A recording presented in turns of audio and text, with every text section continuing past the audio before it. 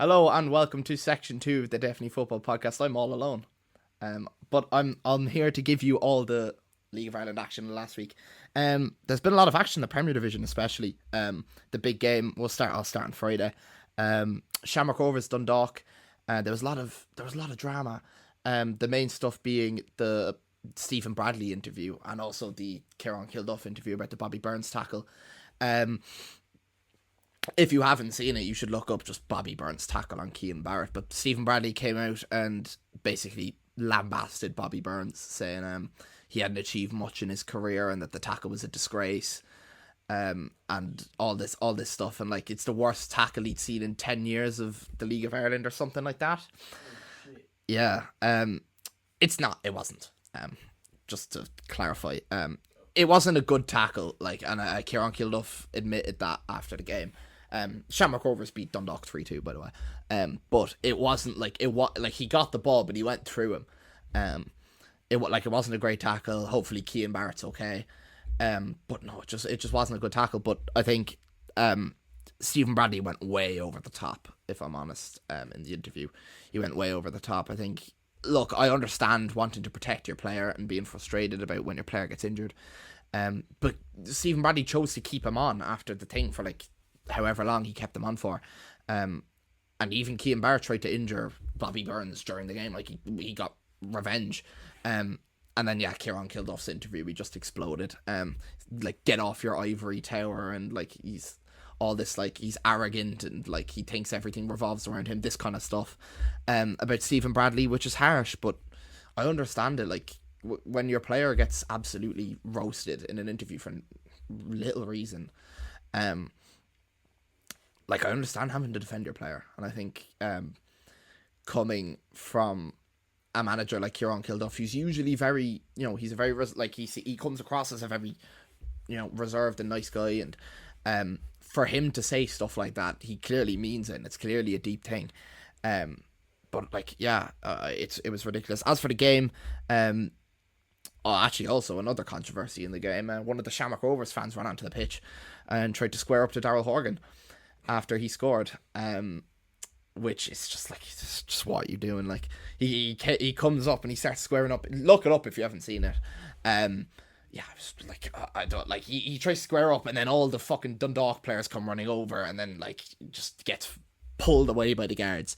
You don't want to see that, and I think there has to be, like, the security system has to be better there. You can't have players getting in danger. You saw it with Jack Grealish against Birmingham in the Championship, like, quite a while back. Like, that could happen. That could have happened. Like, he had enough time to do that. And that's just not, that's not what you want to see. You don't want to see players being in danger from fans running on the pitch. It's just not a good look.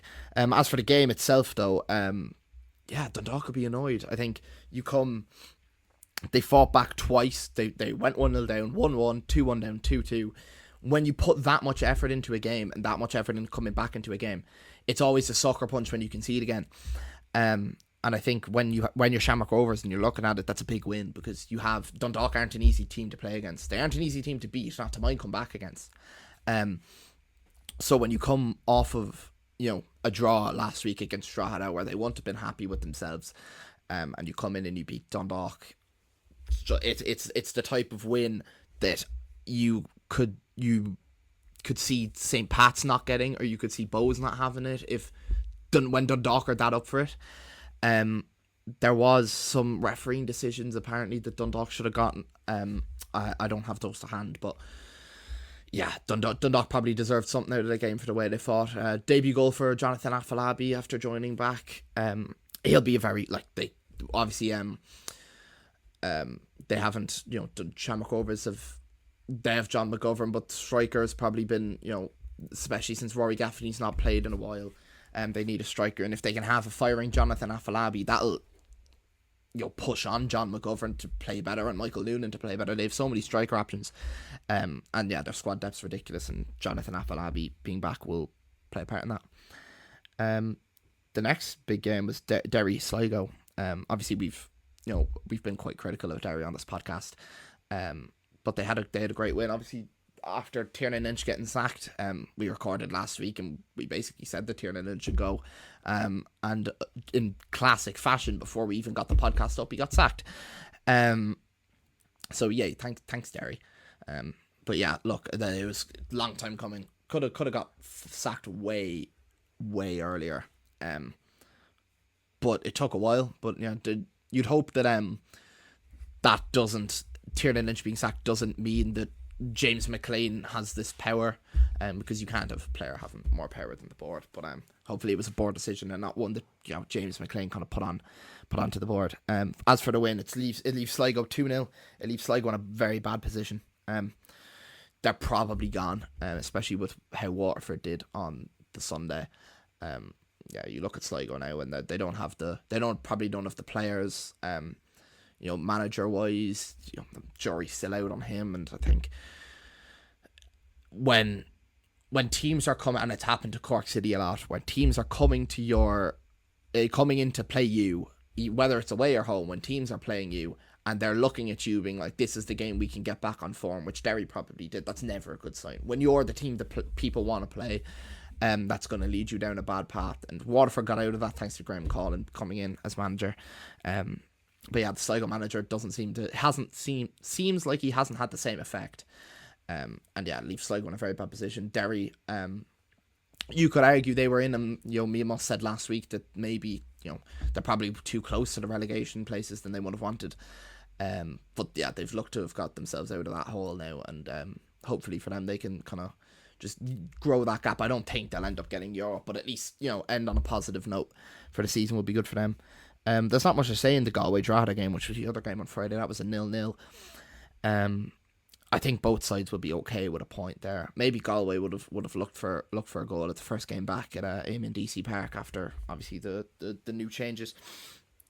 Drogheda have had a poor season, and I think when Galway you're home to a team like that who are probably very annoyed with their season, you're looking to, especially at back at your home ground, you want to snatch a win, but they didn't do that, and I think Drogheda will be okay with a point, considering the circumstances. The two of the best games of the weekend were both on Monday. Waterford at home to Bows in the 3:00 game.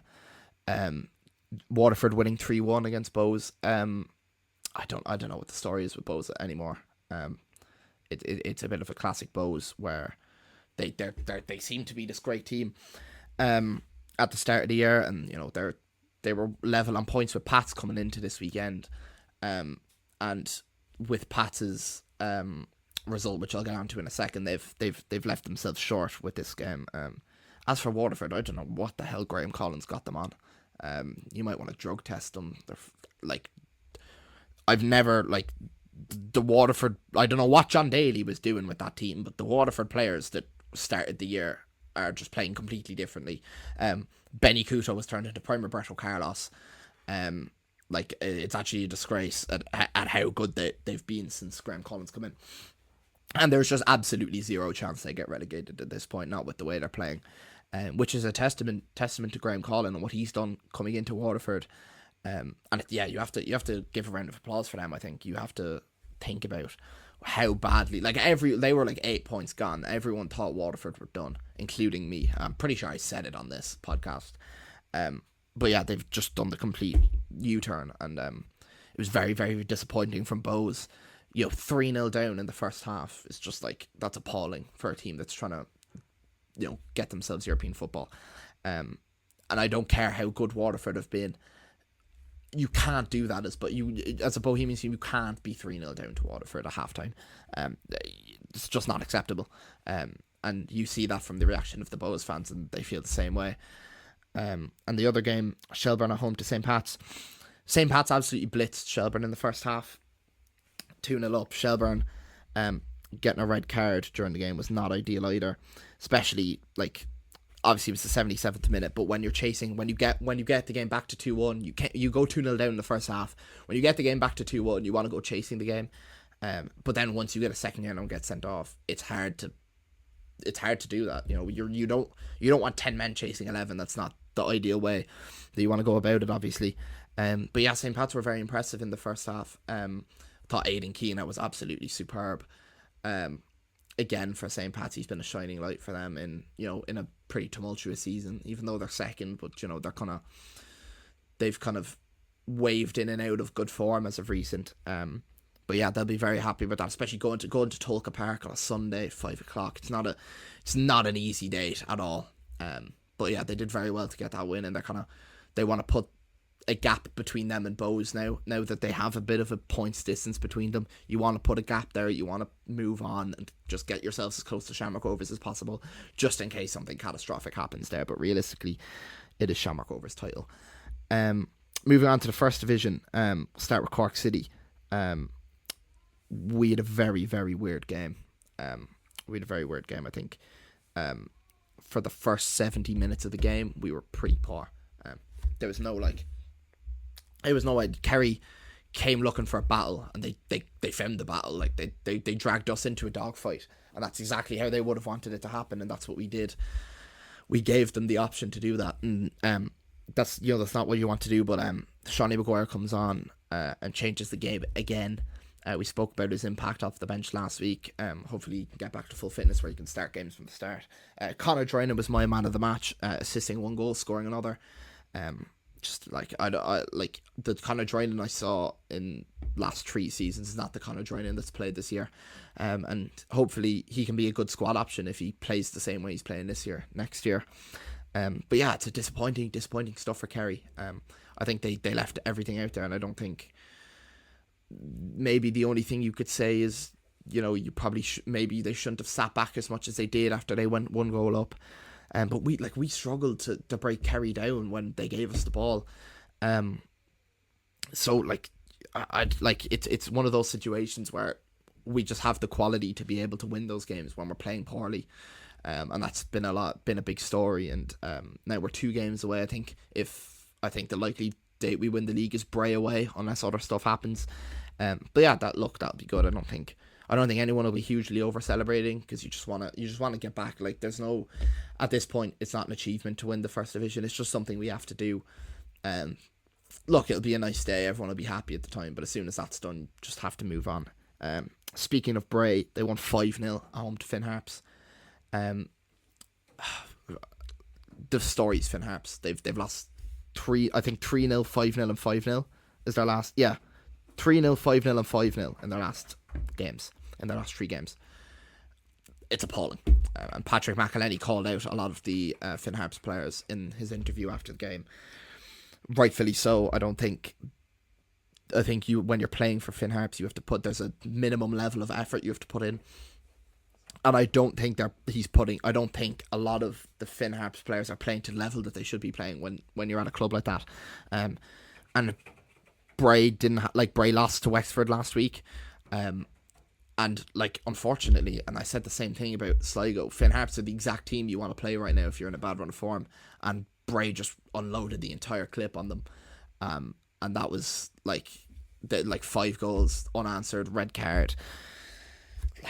I don't see. Patrick McElhenney is a serious job to do on his hands with Finn Harps. And yeah, Bray will be happy with that going into we spoke last week, me and Moss, about when you're going into the playoffs, you want a win streak.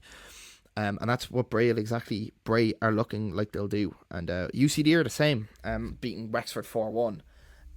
You want to do that. You want to beat those teams. And yeah, I think Finn Harps, or not Finn Harps, I think UCD will be delighted with the 4-1 win over a team like Wexford, who can, we said last week about how Wexford can be good 1 minute and bad the next minute. And yeah, I just think Wexford, on the flip side to Bray, they're not going into the playoffs with good form right now. They might not even make the playoffs with the way they're going, kind of up and down. And I just think UCD are a very good team. I think they're almost better than Bray at the moment, because they're just a bit more consistent than Bray are. Bray are battering teams, but then they lose every second week. So I think I back UCD maybe more than I back Bray in the playoffs at the moment. We'll see how that changes towards the end of the season.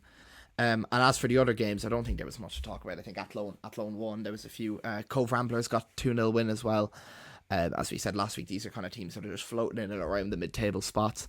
It's a good win for Cove, good win for Athlone, and that's kind of about it for them. I think it's probably too far gone for them to be in the playoffs at this point. Maybe they won't, but it was good from Jordan Adeyemi. Played well for Cove. Thought he had a brilliant game.